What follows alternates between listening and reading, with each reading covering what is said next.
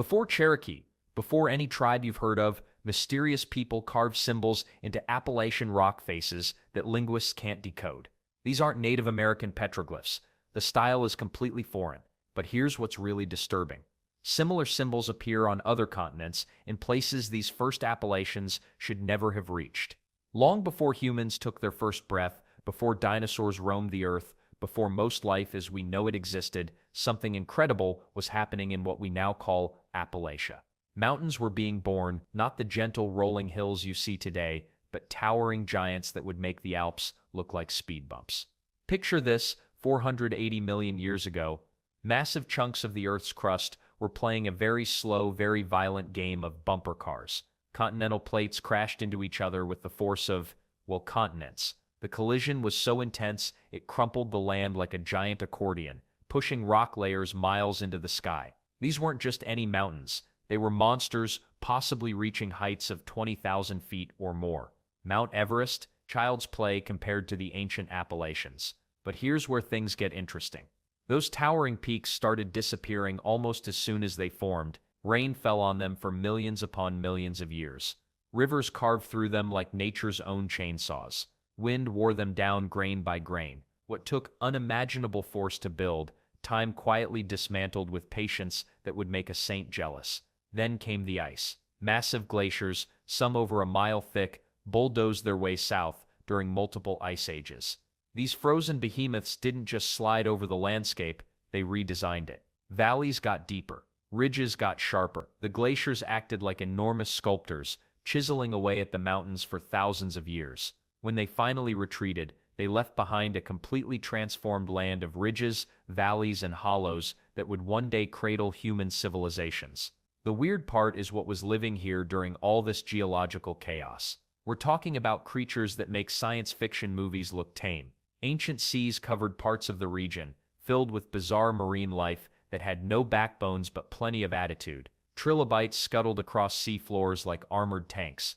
Massive coral reefs thrived in tropical waters where Pennsylvania coal mines now exist. As the climate shifted and seas drained away, the first forests appeared. These weren't the oak and maple forests we know today. Think giant ferns the size of trees, towering horsetails, and seed ferns that looked like something from another planet. This was millions of years before the first dinosaur would hatch. The Appalachian region was already ancient when T-Rex was just a twinkle in evolution's eye. Let's not forget the incredible fossil record all this left behind. Every layer of rock tells a story. Marine fossils found thousands of feet above sea level prove that these mountains once lay beneath ancient oceans. Plant fossils and coal seams reveal lush swamplands that existed when the climate was completely different. Some fossils are so well preserved, you can see the delicate patterns on leaves that fell 300 million years ago. Rivers played their own starring role in this epic tale. The New River, despite its name, is actually one of the oldest rivers on the continent. It's been cutting through rock for millions of years, creating some of the most spectacular gorges in North America. The river is so old it was flowing north when the Appalachians were still growing. As the mountains rose around it, the New River just kept carving deeper, refusing to change course. And the weird part is how all this geological violence created such incredible diversity. Different rock types, elevations, and microclimates meant that species could evolve in isolation, creating pockets of unique life. Some plants and animals found in Appalachian coves exist nowhere else on Earth. The mountains became nature's laboratory for evolution. What's truly mind-blowing is the scale of time we're talking about. If Earth's entire history was compressed into a single year, these mountains would have formed in early November. Dinosaurs wouldn't appear until mid-December. Humans, we show up in the last few minutes before midnight on New Year's Eve. The forces that shaped these mountains moved continents, created and destroyed seas, and transformed the global climate multiple times. Volcanic activity, earthquakes, and massive erosion events sculpted a landscape that would eventually become home to countless generations of living creatures. But perhaps the most remarkable thing about this ancient landscape is how it prepared the stage for everything that would follow. The valleys carved by ancient rivers would become migration routes. The diverse elevations and microclimates would support incredible biodiversity. The mineral deposits left behind would fuel future industries. The very shape of the land would influence how cultures developed, where people settled, and how they survived. All of this geological drama was just the opening act, though, because eventually something unprecedented would happen in these ancient mountains. Footprints would appear in the mud along riverbanks, footprints that belonged to the first humans to call Appalachia home.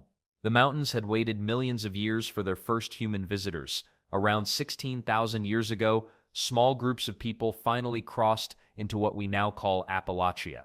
These weren't tourists with hiking boots and trail maps. They were skilled hunters following massive animals that make today's wildlife look like house pets. Picture woolly mammoths stomping through Pennsylvania valleys, giant ground sloths the size of small cars munching on mountain vegetation, saber-toothed cats prowling ridgelines.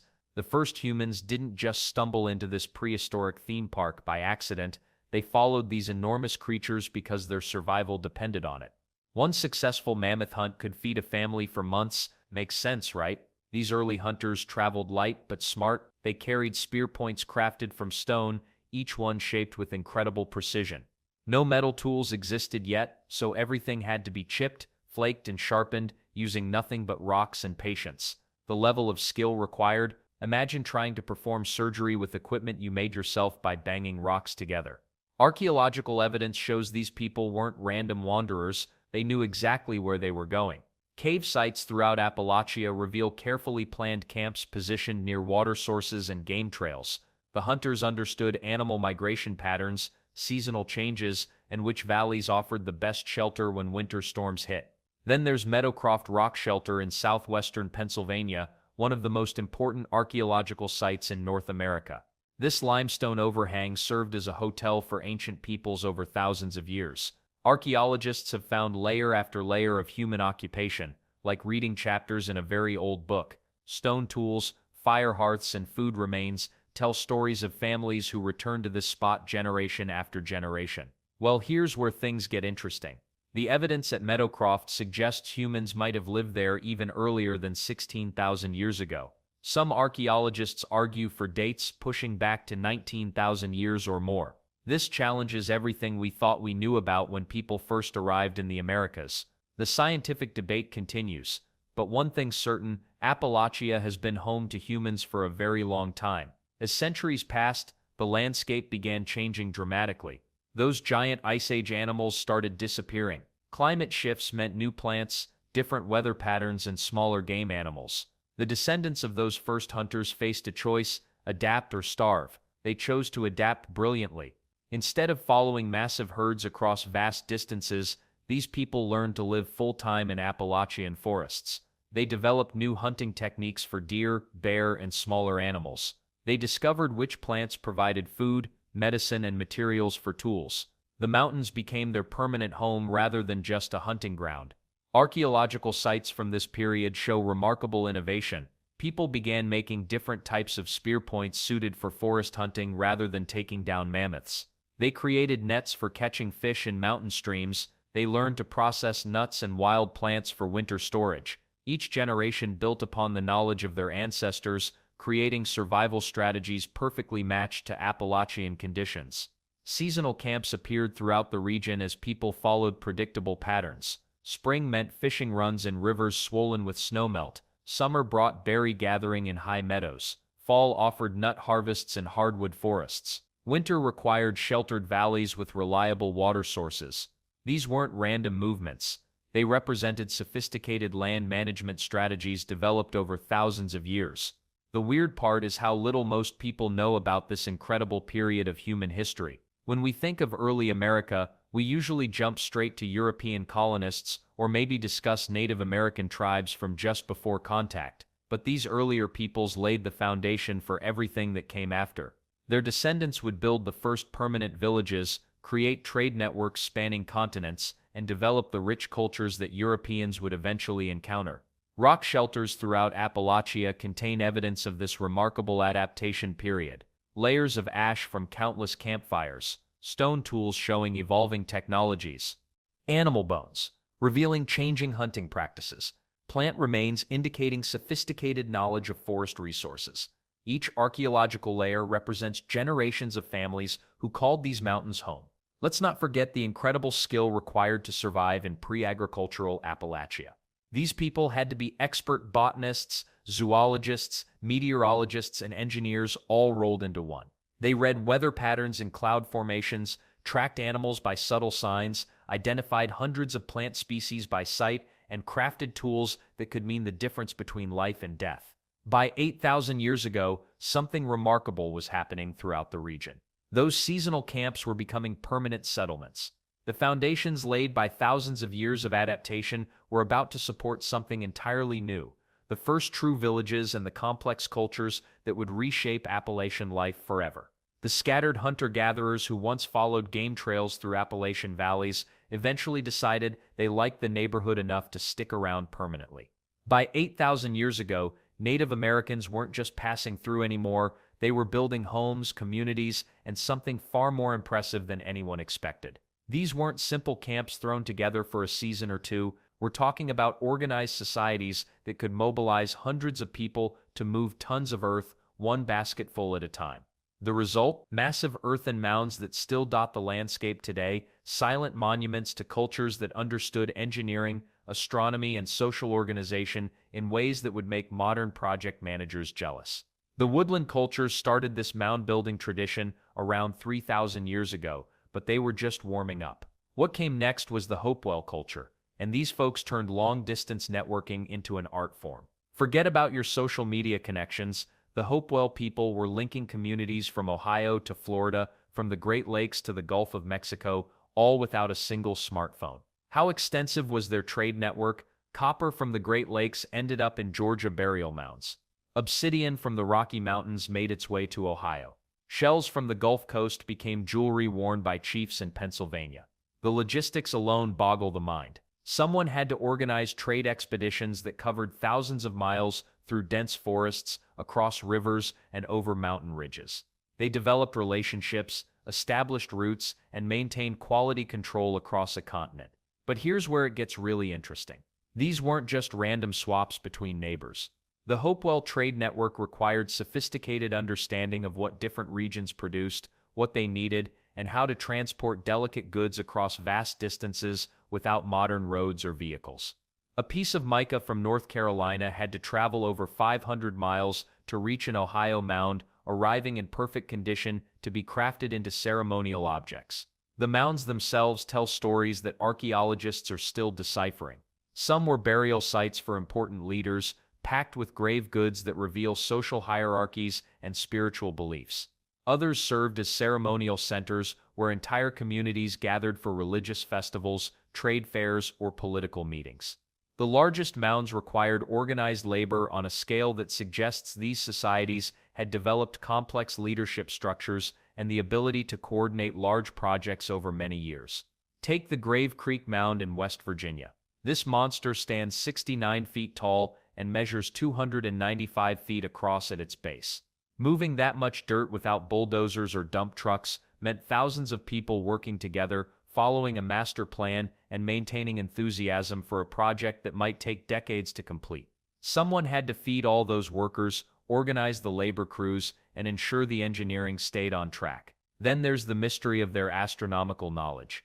Many Hopewell mounds align with solstices, equinoxes, and other celestial events with precision that rivals modern observatories. The Newark earthworks in Ohio cover 4 square miles and include geometric shapes that track lunar cycles with mathematical accuracy. These weren't accidental arrangements.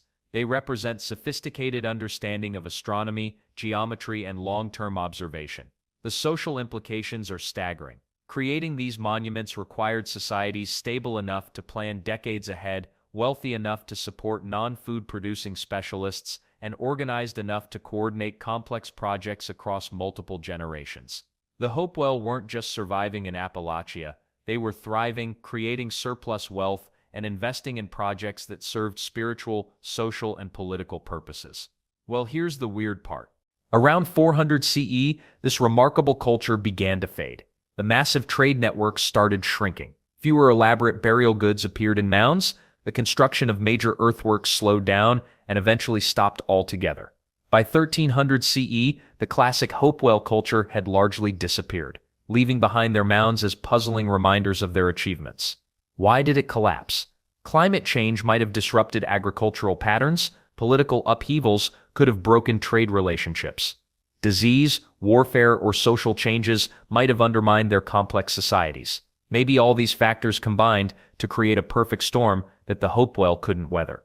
Archaeologists continued debating the causes, but the end result was clear. One of North America's most sophisticated prehistoric cultures faded into history. The mounds remain, though, scattered across Appalachia and beyond. These earthen monuments continue to reveal secrets about the people who built them. Every excavation uncovers new artifacts, every analysis reveals additional complexity, and every discovery raises fresh questions about these remarkable societies. As the Hopewell culture declined, the stage was set for something entirely different to emerge in Appalachia. The next chapter would bring even larger villages, more powerful leaders, and agricultural innovations that would reshape the entire region. The old ways were changing fast. Around 900 CE, something big started happening across the southeastern mountains. Villages grew larger, leaders became more powerful, and for the first time in Appalachian history, you could see true cities rising from the forest floor. This was the Mississippian era, and it turned everything upside down. What caused this sudden shift? Three little plants changed the game completely: maize, beans, and squash. Native peoples called them the Three Sisters, and these crops could feed way more people than hunting and gathering ever could. More food meant bigger populations. Bigger populations meant you needed someone in charge to keep things organized. Enter the chiefs. But these weren't the Hollywood version of native leaders sitting around campfires. These were sophisticated rulers controlling territories that stretched for hundreds of miles. They lived in elaborate houses on top of massive earthen mounds that took years to build. Their subjects brought them tribute from across the region. Some of these chiefs had more power than European kings of the same period. The most impressive of these was the Coosa chiefdom in northern Georgia and Alabama. When Spanish explorers finally stumbled into their territory in the 1540s, they couldn't believe what they were seeing. Towns with thousands of residents, organized armies, complex trade networks. The chief of Coosa could summon warriors from dozens of villages with a single message, and here's what's really wild about the Mississippian period. These weren't isolated mountain communities anymore. Archaeological evidence shows that people were trading goods across incredible distances. Shells from the Gulf Coast ended up in Ohio. Copper from the Great Lakes made its way to Georgia. Mica from North Carolina appeared in ceremonial sites throughout the Southeast. This trade wasn't just about pretty objects either. Ideas traveled along those same routes. Religious beliefs spread from community to community. Artistic styles became standardized across the region. Even urban planning followed similar patterns from Illinois to Alabama. It was like an ancient internet connecting mountain communities to a much larger world. Then there is the matter of warfare, which became way more organized during this period. Chiefs didn't just trade with each other, they fought. Archaeological sites show evidence of palisade walls, defensive positions, and organized battles. Some villages were completely abandoned, probably due to raids or conquests. Power shifted back and forth between different chiefdoms like a deadly game of chess played across the mountains. But warfare wasn't the only way these societies interacted. Diplomacy became an art form. Chiefs sent elaborate delegations to negotiate alliances, arrange marriages between powerful families, and settle disputes. They developed complex protocols for greeting foreign visitors. Some of these diplomatic traditions would later influence how native groups dealt with European colonists. The Cherokee were already emerging as a major force during this period, though they wouldn't become the dominant Appalachian tribe until later. Their ancestors were building the foundation of what would become one of the most sophisticated Native American societies in North America. They were developing their own version of the mound-building tradition, creating their own trade networks, and establishing the village-based government system that would serve them for centuries. Other groups were making their mark too. The ancestors of the Shawnee controlled key river valleys in the northern mountains. Various Iroquoian-speaking peoples held territories throughout the region. Each group developed its own distinct culture, but they all shared certain Mississippian characteristics: mound building, maize agriculture, and complex political systems. Language diversity during this period was incredible. Dozens of different tongues were spoken across Appalachia. Cherokee belonged to the Iroquoian language family. Creek and related groups spoke Muskogean languages. Shawnee was part of the Algonquian family. Sometimes villages just a few miles apart couldn't understand each other without translators. Well, this amazing period of growth and complexity couldn't last forever. By around 1300 CE, Many of the great Mississippian centers were already declining. Climate change might have played a role. Some evidence suggests a cooling period that hurt crop yields. Political instability probably contributed too. When you build a society around powerful chiefs, what happens when those chiefs die or lose control? Makes sense that this decline left the region ripe for major changes. Right? The great mound-building cities were mostly abandoned by the time Europeans arrived. Political power had shifted to smaller, more scattered communities. The elaborate trade networks had largely collapsed. But here's the thing about Appalachian peoples, they were incredibly adaptable. The societies that emerged from the Mississippian collapse would prove just as sophisticated in their own way. They just organized themselves differently, spread out across the landscape in smaller but still connected communities. And they were about to face their biggest challenge yet. Strange ships were already appearing along the Atlantic coast, carrying people with pale skin, metal weapons, and invisible killers that would reshape everything once again. Well, here's where things get messy. Fast. The year was 1540, and a Spanish conquistador named Hernando de Soto was marching through what we now call Georgia with about 600 men, dozens of horses, and a pack of war dogs. These weren't tourists snapping photos of mountain views. They wanted gold, glory, and whatever else they could grab. De Soto had heard rumors of riches in the interior, so he pushed his expedition deep into Appalachian territory. The Native Americans watching from the ridges had no idea their world was about to flip upside down. But here's the thing nobody talks about enough.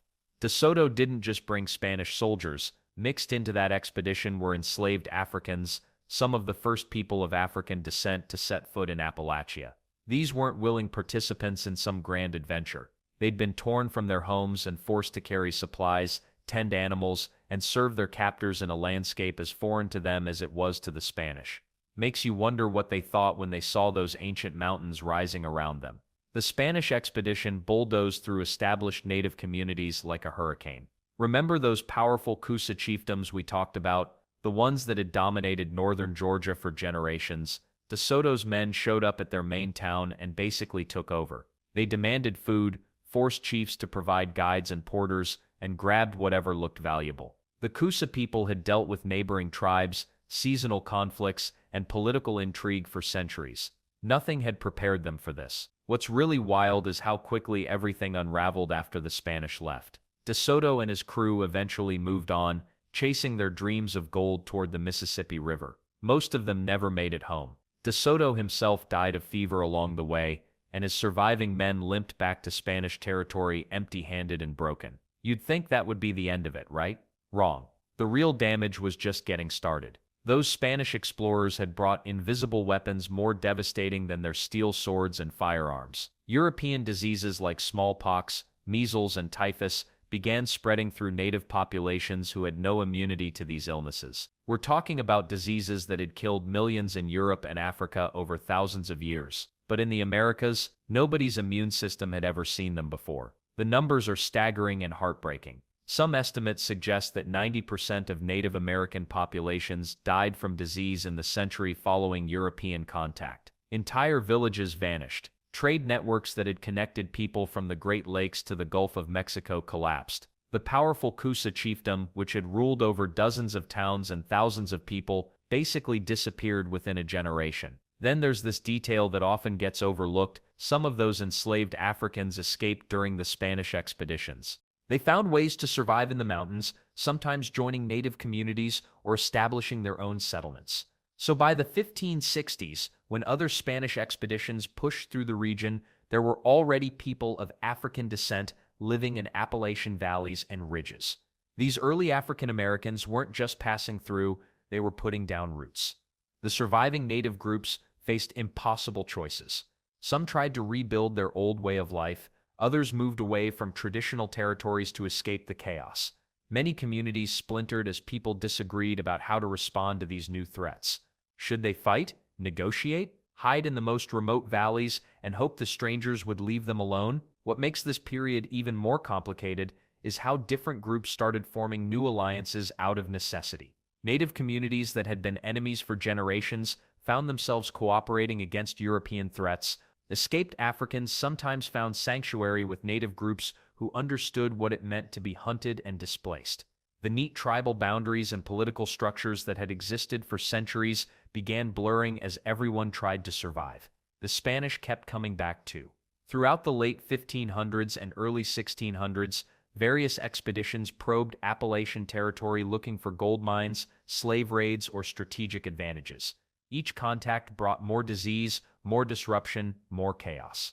By 1600, the Native American population in the Southeast was probably less than 10% of what it had been just 60 years earlier. But here's what's remarkable. People survived. Communities adapted. New cultural patterns emerged from the wreckage of old ones. The Cherokee, Creek, and other tribes we know from later periods weren't just continuing ancient traditions unchanged. They were rebuilding, reorganizing, and finding new ways to thrive in a world that had been turned inside out. The stage was being set for even bigger changes ahead. Because while the Spanish were causing havoc in the southeast, other European powers were establishing permanent settlements along the Atlantic coast. The English were particularly interested in expanding westward toward those mysterious mountains. And they had very different ideas about what to do with all that land and the people already living on it. By the early 1700s, something remarkable was happening in the mountains.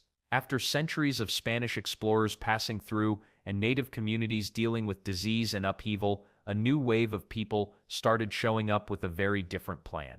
These weren't conquistadors looking for gold or missionaries trying to convert anyone. They came with plows, axes, and families. They wanted to stay. The Scots-Irish led the charge, and boy were they tough. These folks had already been kicked around Europe for generations, first pushed out of Scotland, then barely tolerated in Ireland. When they heard about cheap land in America, they didn't hesitate. But here's the thing that made them perfect for Appalachia: they were used to being outsiders. They knew how to survive in rough places where nobody wanted them. Sound familiar? The mountains had a way of attracting people who didn't quite fit anywhere else. Right behind them came German families, bringing completely different skills and traditions. While the Scots-Irish were known for their whiskey-making and fierce independence, Germans brought careful farming techniques and craftsmanship that would shape mountain communities for centuries. These weren't random settlers wandering around lost. They knew exactly what they were looking for: rich valley soil, fresh water, and most importantly, land they could actually afford. But where exactly were they going? The mountains seemed like an impossible barrier, yet these pioneers found their way through gaps that had been used for thousands of years. Native peoples had created an intricate network of trails connecting valleys, following animal paths and natural passages. The Cumberland Gap became legendary, but it was just one of many routes carved by countless feet over millennia. Smart settlers learned to follow these ancient highways rather than fight the terrain. Then there's the matter of what happened when these newcomers met the people already living there. Popular stories make it sound like constant warfare, but reality was messier and more interesting. Many early settlements survived because Native Americans taught newcomers which plants were safe to eat, how to track game, and where to find the best water sources. Some Cherokee families lived peacefully alongside European settlers for decades. Trading posts became melting pots where different cultures mixed daily. The first permanent settlements popped up in river valleys, which makes perfect sense when you think about it. Rivers meant water, transportation, and fertile bottomland for crops. Places like the Shenandoah Valley in Virginia and the Holston River area in Tennessee became magnets for families willing to risk everything for their own piece of land. These weren't wealthy plantation owners. Most were ordinary folks who could barely afford the journey, let alone fancy equipment. Life in these early communities required skills that most people today couldn't even imagine. Every family needed to know how to preserve meat, make soap, weave cloth, and repair tools with whatever materials they could find locally. Neighbors might live miles apart, but they depended on each other for survival. Barn raisings and corn shucking became social events because massive jobs required community effort. The weird part is how quickly these settlements developed their own unique character. Within just a generation or two, mountain communities were creating traditions that felt ancient. Music blended Scottish ballads with African rhythms and Native American instruments. Food combined European recipes with New World ingredients like corn and wild game. Languages started shifting too, as English mixed with German, Cherokee words, and whatever else people brought from their old countries. Religious life got interesting fast. The mountains attracted all sorts of groups seeking freedom to worship as they pleased. Presbyterians, Baptists, Methodists, and smaller sects found refuge in isolated valleys where nobody bothered them about their beliefs. Camp meetings became legendary events where entire communities gathered for days of preaching, singing, and socializing. Some of these gatherings drew thousands of people from across the region. Trade networks developed almost immediately, connecting mountain settlements to distant markets. Settlers discovered they could make decent money from ginseng, furs, and eventually whiskey, products that traveled well and commanded good prices in eastern cities. Pack trains of horses carried goods over mountain trails, creating the first commercial links between Appalachian communities and the outside world. The most remarkable thing about this period wasn't the hardships, though those were real enough, but how quickly diverse groups of people created something entirely new. Within 50 years of serious settlement, the mountains had developed a distinct culture that was neither European nor Native American, but uniquely Appalachian. Of course, all this mixing of peoples and cultures created tensions that would echo for generations. Land disputes, cultural misunderstandings, and competition for resources set patterns that shaped the region's future. But that's getting ahead of ourselves. First, we need to understand how these early mountain communities became home to an even more complex mix of peoples than most outsiders ever realized. The Spanish brought more than just conquistadors and diseases to Appalachia in the 1540s. Hidden in the historical records of De Soto's expedition were enslaved Africans, men and women forced to carry supplies, tend animals, and serve their captors through the mountain wilderness. When some Spanish settlements attempted to take root in the following decades, particularly along the southeastern edges of Appalachia, these African captives became part of the earliest non-native communities in the region. Most people assume African Americans only arrived much later with English settlers, but they've actually been part of Appalachian history for nearly 5 centuries. Well, the story gets more complicated when English and Scots-Irish settlers started pouring through the mountain gaps in the early 1700s. Some brought enslaved people with them, but slavery in Appalachia looked different from the massive plantations further south. Mountain farms were smaller, rockier, and required different kinds of work. Enslaved families often lived in closer quarters with their owners, working side by side in tobacco patches, tending livestock, or clearing forest land. The terrain itself made escape routes both more dangerous and more promising. Dense forests could hide runaways, but those same mountains could kill the unprepared. Then there's the surprising fact that free black communities started forming early in many mountain towns. By the 1780s and 1790s, small groups of free African Americans had settled in places like Western Virginia and Eastern Tennessee. Some had bought their freedom, others had been freed by owners who opposed slavery, and a few had escaped and started new lives under different names. These communities often existed in an awkward middle ground, not fully accepted by white neighbors, but not enslaved either. They farmed marginal land, worked as craftsmen, and built their own churches and schools when they could. But why did some choose to stay in the mountains rather than heading further north to places with stronger anti-slavery laws? The answer lies in Appalachia's geography and culture. Remote valleys offered anonymity. Mixed communities were more common than in other regions. And frankly, if you could establish yourself as a skilled blacksmith, midwife, or trader, people needed your services regardless of race. The mountains had a way of making practical concerns override social prejudices, at least sometimes. Native American communities faced a completely different set of challenges during this same period. Federal and state governments pushed through removal policies in the 1830s, forcing most Cherokee, Creek, and other tribes westward on what became known as the Trail of Tears, yet not everyone left. Some Cherokee families hid in remote mountain valleys, particularly in western North Carolina. Others had married into white or black families and stayed under different identities. A few purchased land individually and legally remained as landowners rather than tribal members. These strategies for survival required giving up certain aspects of traditional life while preserving others in secret. Let's not forget the Europeans flooding into Appalachia brought their own incredible diversity. Scots-Irish settlers arrived speaking Gaelic and English, carrying ballads and fiddle tunes that would later blend with African rhythms and Native American musical traditions. German families established communities where Pennsylvania Dutch was the primary language for generations. Welsh miners brought expertise that would prove crucial when coal mining exploded in the 1800s. Each group carried distinct religious practices, food traditions, and ways of organizing family life. And the weird part is how quickly these separate worlds started influencing each other. African American musicians learned European ballads and added their own rhythms and call-and-response patterns. Native Americans who remained in the region adapted European farming techniques while maintaining traditional plant knowledge. White settlers adopted Native American hunting methods and learned which wild plants provided food and medicine. The result wasn't a neat melting pot, it was messier, more complicated, and far more interesting. Religious life provides the perfect example of this cultural mixing. Baptist and Methodist churches welcomed black members, though often requiring them to sit in separate sections. Some congregations included Native Americans who had converted to Christianity but maintained certain traditional practices. German Lutheran churches conducted services in their native language for decades.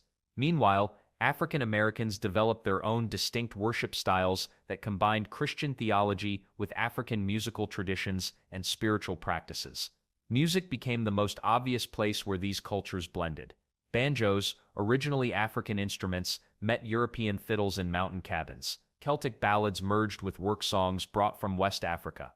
Native American flute melodies influenced the scales and timing used in what would eventually become bluegrass and country music. By the early 1800s, you could attend a community gathering and hear sounds that existed nowhere else in the world. The multicultural reality of early Appalachia created something entirely new, communities that were undeniably American, but unlike anywhere else in the young nation. These weren't separate groups living side by side, but interconnected peoples whose daily lives shaped each other in ways that would echo for generations. What emerged from all this mixing would define Appalachian identity in ways that still surprise visitors today. Walk through any small town in Appalachia today, and you'll see something remarkable. Names on mailboxes that match the ones carved into 200-year-old gravestones. Families who've lived on the same ridge for 8 generations. Kids whose great-great-grandparents spoke Cherokee or whose ancestors crossed the Atlantic in the 1750s. This isn't just about old families staying put. It's about roots that run deeper than almost anywhere else in America. While most of the country chases mobility and reinvention, Appalachia holds on to something different, memory that stretches back centuries. Take the Melungeon communities scattered across Tennessee, Virginia, and Kentucky. For generations, outsiders couldn't figure out who these people were. Too dark to be white, too light to be black, speaking English with traces of something else entirely. Turns out their DNA tells an incredible story. Portuguese sailors, Cherokee women, escaped slaves, and Scottish settlers all mixed together in isolated mountain valleys. They've been there so long that their unique identity became its own tradition. Then there's the music. Oh, the music tells everything. Listen to old-time Appalachian fiddle tunes, and you'll hear Scottish reels twisted through Cherokee rhythms, African call-and-response patterns woven into Irish ballads. The banjo itself came from Africa, brought by enslaved people who adapted their traditional instruments to whatever materials they could find. White settlers picked it up, changed it, passed it around. By the 1800s, you couldn't tell where one culture ended and another began. But here's what's really wild. Some of these songs preserve stories that would otherwise be completely lost. Ballads about long-dead kings, murder ballads that remember real crimes from centuries ago, work songs that capture the exact rhythm of splitting rails or hauling coal. The mountains kept these songs safe when the rest of the world forgot them. Language works the same way. Drive through eastern Kentucky or West Virginia, and you'll still hear words that Shakespeare would recognize. Afeared instead of afraid. Right smart, meaning quite a lot. Fixing to before doing something. Linguists get excited about Appalachian dialects because they preserve English that's been extinct everywhere else for 300 years. And the weird part is, people used to mock this as uneducated speech. Turns out it was actually more historically accurate than standard American English. Native communities faced something different entirely, survival itself. The Trail of Tears didn't remove everyone. Cherokee families hid in the mountains, changed their names, sometimes married into white families to avoid detection. Their descendants are still there. The Eastern Band of Cherokee didn't just bounce back from near extinction, they've become one of the most successful tribal nations in the country. Same story with African American communities that took root in the mountains. Places like Goose Creek in Virginia or the all-black coal towns of West Virginia. These weren't just stops on the Underground Railroad, they were destinations. Mountain geography that isolated white communities also protected black families building new lives.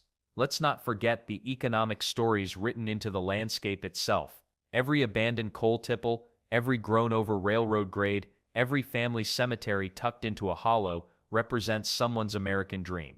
Mining companies came and went. Timber barons clear-cut entire mountainsides and moved on. But the families stayed, adapted, found new ways to make it work. The thing is, Appalachia's biggest problem might also be its greatest strength. The same isolation that kept outside money and opportunities away also kept outside pressures from completely erasing local culture.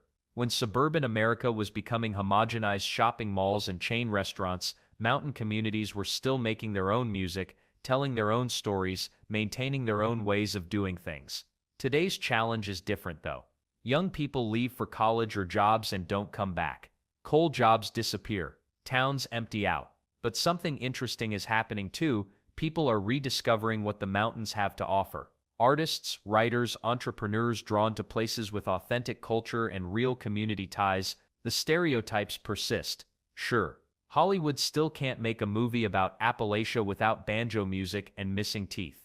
Politicians talk about the region like it's a problem to be solved rather than a place where real people live complex lives. But anyone who actually spends time here sees something completely different. They see a place where your neighbor still checks on you during ice storms, where kids learn their family history not from textbooks but from grandparents who lived it, where music sessions happen on front porches, not concert halls, where people understand that being rooted somewhere doesn't mean being stuck, it means being connected to something larger than yourself. This deep sense of place, this layered identity built over centuries, it didn't happen by accident. Understanding how it all began requires going back to the very rocks themselves, to forces that started shaping this land long before anyone imagined humans would call it home.